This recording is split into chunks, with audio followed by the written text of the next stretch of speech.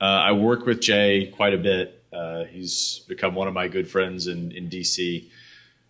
Trey, I'm new to knowing him, but he's very, very smart on a lot of these issues, clearly. Alex, we've worked together. I think I've met you like 5 different times from 5 different people pointing us at each other. Right. And Jessica flew all this way just for a couple of days. And we actually, thanks to BSides Las Vegas, got BSides to pay for her trip out here as a congressional staffer, which was not easy because there's a lot of paperwork that I had to do. Actually, AN had to do a lot of the paperwork. Somebody I work with at the Atlanta Council is here in the room with us. And I think it's a pretty incredible thing that we were able to have a crazy experiment like getting policymakers and hackers in the same room and hoping that they didn't spontaneously combust, which they didn't. And for a couple of days, we've kind of secretly been nudging this track towards more broader societal level, public policy level conversations, ending in this, which was this is almost identical to what you'll see in an actual congressional hearing, down to the structure and format. You have 10 days to submit your formal response, which is excellent. This was really a good mock congressional hearing.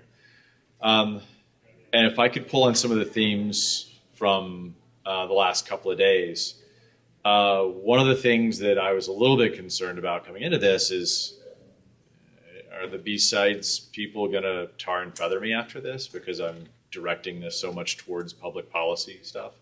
And I think by virtue of the fact of the people sticking around and the number of you here, as well as the questions you're asking and the genuine curiosity you're showing, I think that this experiment was a success in a lot of different ways.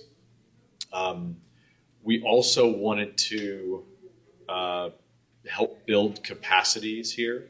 And capacity building is a DC type term, which basically means you make people smarter who are interested and you make more people interested and then make them smarter. So it's increasing the number of people and the quality of the interactions that you can have.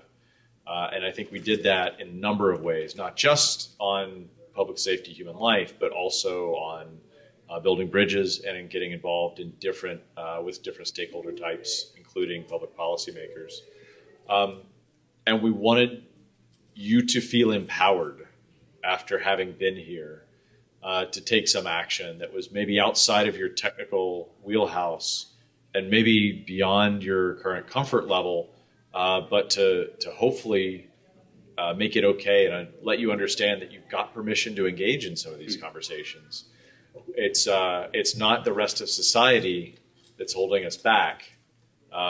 It's ourselves and giving ourselves permission to engage in some of these conversations is in some cases, the only thing stopping us from having a bigger, broader impact beyond our immediate spheres of influence.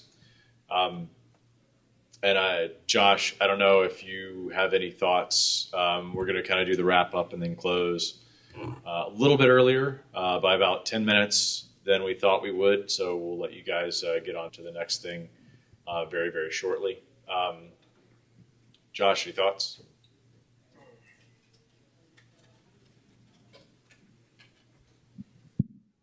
I'll just be short and sweet. Been a long 2 days, hopefully fulfilling 2 days. But very back to the beginning in the main room yesterday, things are getting pretty serious.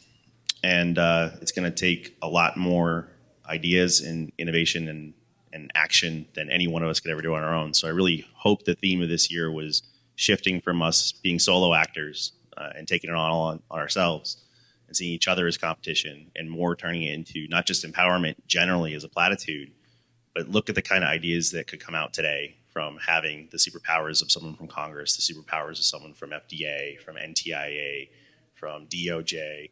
It's not that we just want to like be fanboys for the feds. It's that there are things that only they can do. And maybe the best way to summarize here is, Eli Sugarman at the Hewlett Foundation has this great line. He says, there's things the public sector can't do and the private sector won't do. And that's the role of philanthropy and altruists. And I think if we're going to be our best, we need to do things like you've experienced for the last 2 days to look for whatever contribution each of you can make and force multiply it with the contributions that different teammates can make. And I think the reason this crazy experiment 4 years in has been so successful is not because we had experience, but we had heart, we had empathy, we tried new things, and we did it together.